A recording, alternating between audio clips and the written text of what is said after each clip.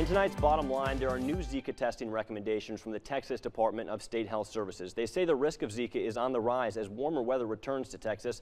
Channel 6 News reporter Kurtis Quillin is here with the details. Hey, Kurtis. Hey, Chris. The new recommendations are designed to help prevent the further spread of the virus. And while State Health Services recommends an increase in overall testing, what we'll see here in Central Texas is nothing like in another part of the state.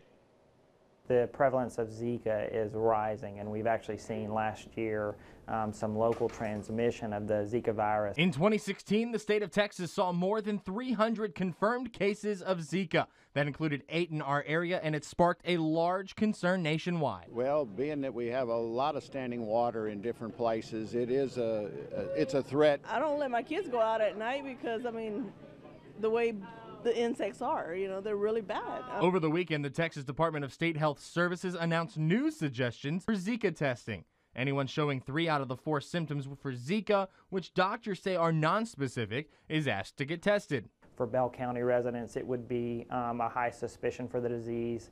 The major symptoms, they really present like a lot of other viral illnesses. But for 6 counties near the Rio Grande, it's far tighter. Doctors are recommending pregnant women be tested for the virus in both their first and second trimesters. Anybody else exhibiting a rash and just one of the other 3 nonspecific symptoms is asked to get tested as well. So how do we prevent the virus from spreading? Dr. Parker says one of the biggest ways is getting rid of standing water. Anywhere around your house where there could be standing water, in gutters, open trash cans, tarps, pooled water from watering your grass. You want to really try and minimize that so that you control the mosquito population around your house. After it's done raining, and look for anything that's holding more than a cup of water and get rid of it, dump it out to make sure nothing can get in there and breed. That and the additional recommended testing should help control its spread, along with tried and true measures. And all the bug spray that they come out with, I mean,